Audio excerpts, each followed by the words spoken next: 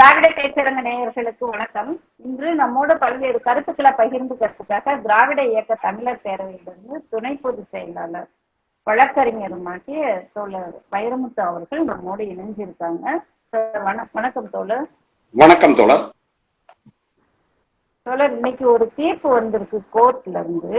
சிதம்பரம் நடராஜர் கோயில்ல கனக சபையின் மீது எல்லோரும் ஏறி வழிபாடு பண்ணலாம், கடவுள் வழிபாடு பண்ணலாம் அப்படின்னு சொல்லிட்டு ஒரு தீர்ப்பு இன்னைக்கு வந்திருக்கு. அந்த தீர்ப்பு வரவேற்க தகுந்த தீர்ப்பு தான், வரவேற்கலாம். ஆனா இந்த கனக சபை மீது இவ்வளவு நாளா ஏறி நின்று வழிபடக்கூடாதுன்னு தடை விதித்தது யாரு? எவ்வளவு நாளா இந்த தடை நீடிக்கிறது? இந்த தடையை நீக்கிறதுக்காக அரசாங்கம் எடுத்த முயற்சிகள் என்னென்ன, அது குறித்து சொல்லுங்க. அதாவது நீங்க மற்ற கோவில்களை விட சிதம்பரம் நடராசர் கோவில் என்பது பல கோவில்களிலிருந்து வேறுபட்டது. இன்றைக்கு வரைக்கும் அந்த கோவில் இந்து சமய அறநிலையத்தினுடைய முழு கட்டுப்பாட்டின் கீழ் வரவில்லை. தலைவர் கலைஞர் ஆட்சியில தான் அதை முழுமையாக இந்து அறநிலையத்தினுடைய கட்டுப்பாட்டின் கீழ் கொண்டு வந்தார்கள். அதை எதிர்த்து தீட்சிதர்கள் உச்சநீதிமன்றம் வரை சென்றார்கள். சென்று அவர்கள் எங்களுக்கென்ற கோவில் இங்கே இது எங்களுக்கு தனிப்பட்ட ஒரு உரிமை இருக்கிறது அப்படின்னு சொல்லி அவர்களுடைய நிர்வாகத்தின் கீழ் தான் இந்த கோவில் இருக்கணும் என்பதை போல் அவர்கள் வாதிட்டு அதை உச்சநீதிமன்றம் ஏற்றுக்கொண்டது. ஏற்றுக்கொண்டு என்ன சொன்னாங்க அப்படின்னா, தீட்சிதர்களுடைய வாழ்வாதாரத்திற்காக அந்த கோவில் அவர்களுடைய நிர்வாகத்தின் கீழ் இருக்கலாம். ஆனா அதே நேரத்தில் அங்கே தவறுகள் முறைகேடுகள் ஏற்பட்டால் அதை ஆய்வு மேற்கொண்டு தக்க நடவடிக்கை எடுப்பதற்கு இந்த சமய அறநிலையத்துறைக்கு உரிமை இருக்கிறது அப்படின்னு அந்த இறுதியாக அந்த உச்சநீதிமன்றத்திலே குறிப்பிட்டார். இப்போது இருக்கக்கூடிய இந்த பிரச்சனை என்ன அப்படின்னு பாத்தீங்க அப்படின்னா, இந்த கனக சபையில் ஏறி பக்தர்கள் தரிசனம் செய்வது, அங்கே தேவாரம் பாடுவது என்பதெல்லாம் முன்னர் அதற்கு அவர்கள் தீட்சிதர்கள் அனுமதிக்கல. இது கடந்த அதிமுக ஆட்சி காலத்தில் எவ்வளவோ போராடினார்கள், இருந்தாலும் அது முடியல. அப்படி இருக்கும்போது நம்முடைய திராவிட முன்னேற்ற கழகத்தினுடைய ஆட்சி, குறிப்பாக இந்த திராவிட மாடல் ஆட்சி, தளபதி மு.க. ஸ்டாலின் அவர்கள் முதலமைச்சராக பொறுப்பேற்ற பிறகு 2022 மே மாதம் 17ஆம் தேதி ஒரு அரசாணை பிறப்பிக்கிறார். அந்த அரசாணையில என்னன்னா, அந்த கனக சபை மீது ஏறி பக்தர்கள் தரிசனம் செய்யலாம், அது அதற்கு எல்லாருக்கும் உரிமை இருக்கிறது என்று அந்த அரசாணையிலே இருக்கிறது. இப்போ பிரச்சனை என்ன அப்படின்னா, இதுல கோவிலில் ஆணி திருமஞ்சன விழா நடைபெற இருக்கிறது. ஏன்னா பொதுவாக இப்படி திருவிழா நாட்கள்ல எல்லாரும் பக்தர்கள் கூடுதலா வருவாங்க. அவர்கள் அந்த கனக சபையில ஏறி சாமியை தரிசனம் செய்ய விரும்புவார்கள். ஆனா இவங்க என்ன செய்யறாங்கன்னா, அந்த கோவில் திருவிழா நாள்ல இதுக்கு அனுமதி இல்லை அப்படின்னு சொல்லிட்டு இன்றிலிருந்து, அதாவது ஜூலை 10ஆம் தேதி, 11ஆம் தேதி, 12, 13 ஆகிய 4 நாட்களுக்கு கனக சபை மீது யாரும் ஏறி தரிசனம் செய்யக்கூடாது அப்படின்னு சொல்லி தீட்சிதர்கள் உத்தரவு பிறப்பித்து அந்த கோவில் முன்பு அது அறிவிப்பு பலகையிலும் வைக்கப்பட்டு விட்டது. இப்படி இருக்கிற சூழல் ஆக்சுவலா திருவிழா பாத்தீங்கன்னா ஜூலை 3ஆம் தேதி கொடியேற்றத்தோடு தொடங்கியது. நாளை தேர் திருவிழா இருக்கிறது. அதை தொடர்ந்து அந்த மிக முக்கிய திருவிழாவான அந்த ஆணி திருமஞ்சன தரிசனம் அப்படிங்கிறது 12ஆம் தேதி இருக்கு. அப்போ அப்படி இருக்கையில இந்த தெய்வீக பக்தர்கள் பேரவை அப்படிங்கிற ஒரு அமைப்பு அதற்காக அதனுடைய நிறுவன தலைவர் ஜெமினி எம்என் ராதா என்பவர் இந்து சமய அறநிலையத்திற்கும் அதே போல தமிழ்நாடு முதல்வருக்கும் கடிதம் அனுப்பி இதை தடுத்து நிறுத்தணும், நீங்க பக்தர்கள் இந்த திருவிழா காலங்களிலும் தொடர்ந்து கனக சபையில் ஏறி தரிசனம் செய்ய வேண்டும், அதுக்கு அனுமதி பெற்று தரணுங்கிற மாதிரி கோரிக்கை மனு கொடுத்திருந்தார்கள். அப்போ அந்த கோரிக்கை மனுவோடு சேர்ந்தே சம்பந்தமூர்த்தி ராமநாதன் என்கிற ஒருவர் சென்னை உயர்நீதிமன்றத்துல ஒரு வழக்கும் போடுறார். அந்த வழக்கு தான் இன்றைய தினம் விசாரணைக்கு வந்தது. அதில் தற்போது பொறுப்பு தலைமை நீதிபதியாக இருக்கக்கூடிய நீதியரசர் அரங்க மகாதேவன், அதே போல நீதியரசர் முகமது சவுக் இருவர் அடங்கிய அந்த அமர்வில் விசாரணைக்கு வந்தது. அப்போ அவங்க நடைமுறையை கேட்கும் போது அரசுடைய கருத்து என்ன அப்படின்னு கேட்டாங்க. அதில் இந்து சமய அறநிலையத்துறை நாங்கள் ஏற்கனவே சொல்லிவிட்டோம், அந்த கனக சபையில் ஏறி பக்தர்கள் அனைவரும் தரிசனம் செய்வதற்கு அவர்களுக்கு உரிமை இருக்கிறது, அதனால அவங்க தொடர்ந்து அதே போல தரிசனம் செய்யலாம் அப்படின்னு சொல்லி இந்த மே 17, 2022 இதற்காக பிறப்பிக்கப்பட்ட அந்த அரசாணையினுடைய நகலுமே உயர்நீதிமன்றத்தில் சமர்ப்பிக்கப்பட்டது.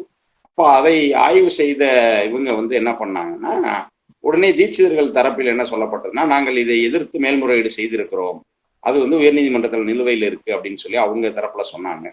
அப்போ ஆனா அப்போ மேல்முறையீடு நிலுவையில் இருந்தாலும் கூட இந்த ஆணைக்கு எதுவும் தடை விதிக்கப்படலை.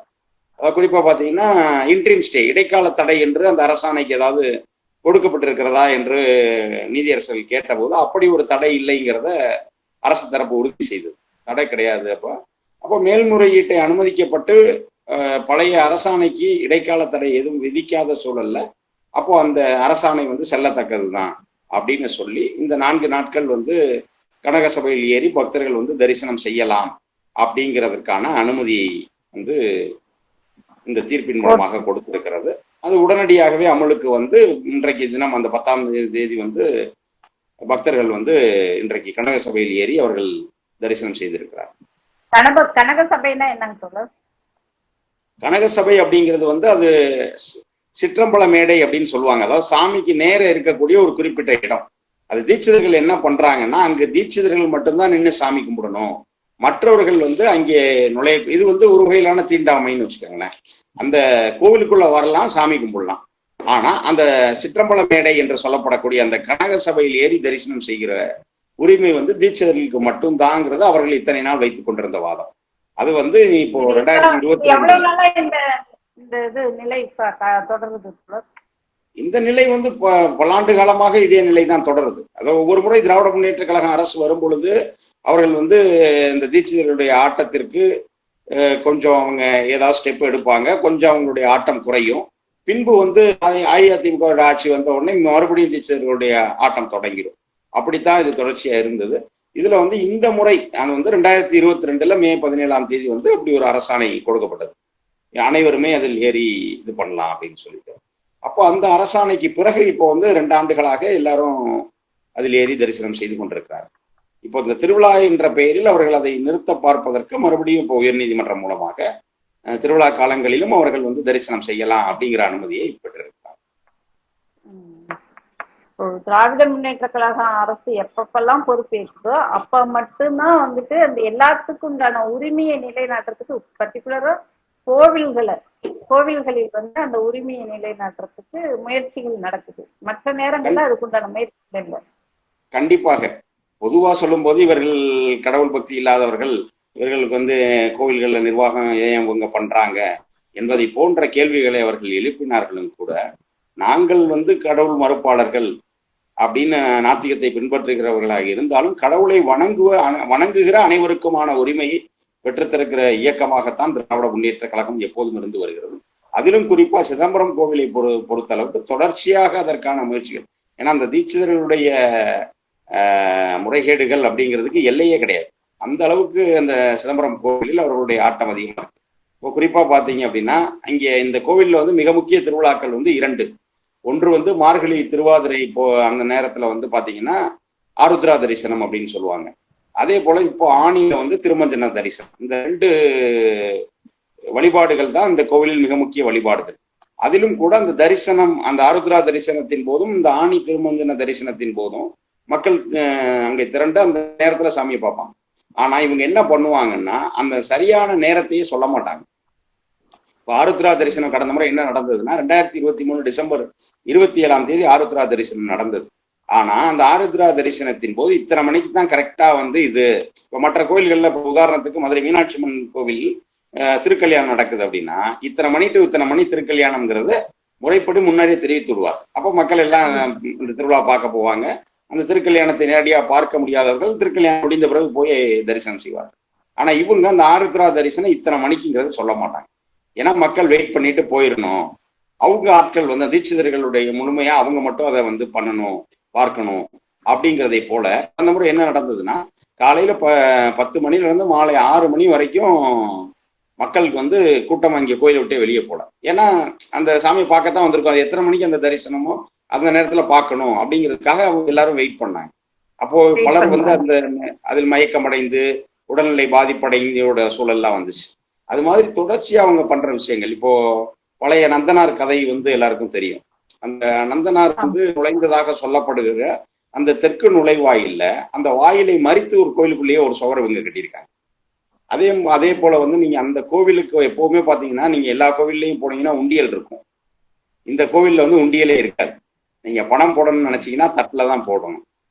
நிர்மலா சீதாராமன் சொன்னாங்கல்ல ஒரு டெக்னிக்கு, நீ ஆமா, வந்து ஏன் தட்டுல போடுங்க. உண்டியல்ல போடுற, தட்டுல போடுன்னு அந்த டெக்னிக்கை ஃபாலோ பண்ணக்கூடிய இடம் வந்து சிதம்பரம். இதனால் காரணமாக தான் அவங்களுக்கு வந்து இந்து சமய அறநிலையத்துறை மீது, அதை கொண்டு வந்த திராவிட இயக்கங்கள் மீது அவர்களுக்கு கோபம் வருகிறது. ஏன்னா இந்த அத்தனை சொத்தையும் வந்து இன்னைக்கு அனுபவிச்சுட்டு இருக்கவங்க தீட்சிதர்கள் மட்டும்தான். இப்ப நீங்க ஆனா இதுல ஒரு அவங்க வந்து குறிப்பிட்ட அரசு கணக்கு காட்டுறது இல்ல. கணக்கு ஆமா, காட்டுறது நீங்க மாட்டாங்க. உண்டியல பணம் இருந்தா தானே கணக்கு வைக்கணும். நீங்க அவங்கவுங்க தட்டுல வரும்பொழுது அவங்க வந்து கணக்கு வழக்கே கொடுக்க மாட்டாங்க. அது போக அந்த கோவிலுக்கு சொந்தமான நிலங்கள், சொத்துக்கள், நகைகள் பட்டியலையே எடுக்கிறதுக்கு அரசு பலமுறை முயற்சி செய்யுது. ஆனா அப்போதெல்லாம் போய் தீட்சிதர்கள் வந்து ஏதாவது பிரச்சனை பண்ணி போராட்டம் பண்றது, வைக்கிறது, அது மாதிரியான நடவடிக்கைகளில் வந்து இறங்குவார்.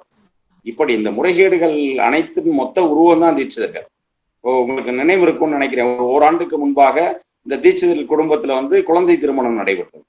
அதை கண்டறிந்து அரசு நடவடிக்கை எடுத்தது. அதற்கு ஆதரவா ஆளுநரே பேசினார். குழந்தை திருமணம் வந்து சரி, அது வந்து தீட்சிதர்களை வந்து இது மாதிரி கைது பண்ண தப்பு, நானே குழந்தை திருமணம் செய்து கொண்டவன் தான் அப்படின்னு சொல்லி ஆளுநர் ரவி வந்து இது பண்ணார். அந்த மாதிரி அவர்களுடைய அந்த தீட்சிதர்களுக்கான ஆதரவு, அந்த பாதுகாப்பு கரங்கள் வந்து அதிகார வர்க்கத்தில் இருப்பதனால் அவர்கள் வந்து தொடர்ச்சியா வந்து அந்த சட்டத்தை மீறுவது, முறைகேடுகள் செய்வது அப்படிங்கிற வேலையை வந்து அவர்கள் அங்கே தொடர்ந்து செய்து கொண்டிருக்கிறார்கள். ஆனா அந்த தீட்சிதர்களுடைய பிடியிலே இருந்து அந்த கோவிலை மீட்டு உண்மையிலேயே உள்ளபடியே அங்கே வருகிற பக்தர்கள் அனைவருக்கும் அங்கே சம உரிமை வழங்கப்பட வேண்டும் என்பதிலே திராவிட முன்னேற்ற கழக அரசு உறுதியோடு இருக்கிறது. அந்த வகையில இது வந்து மிக முக்கிய ஒரு தீர்ப்பு இன்றைய. நல்லது தொடர். இப்ப வந்துட்டு பார்ட்னர்கள் வந்து அரசாங்கத்தை விட, கோர்ட்டு சட்டத்தை விட வலிமை புரிஞ்சவங்களாக இருக்கிறாங்கன்ற மாதிரி தான் இருக்கு. ஏன்னா இத்தனை வருஷமா அவங்க கிட்ட அரசாங்கமே போராடி கண்டிப்பா. முடியல. அதுல இருந்து இப்ப நீங்க நம்ம பொதுவாக சொல்லுகிறதுல அந்த பார்ப்பனர்களில் நாங்கள் மிக உயர்ந்தவர்கள் அப்படிங்கிறது தீட்சிதர்களுடைய இது. நார்மல் பார்ப்பனர்களை விட அவங்க வந்து இன்னும் உயர்ந்தவர்கள்.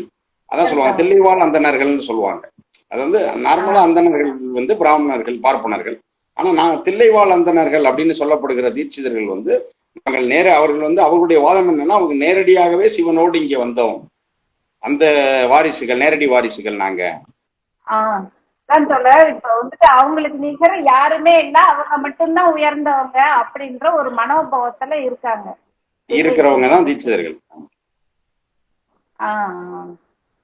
சரிங்க தோழர். நம்ம கூட இன்னைக்கு பல்வேறு கருத்துக்கள், சிதம்பரம் கோயில்ல என்ன மாதிரி முறைகேடுகள் நடக்குது, அத அரசாங்கம் எப்படி சட்டத்தின் துணை கொண்டு முறியடிக்குது.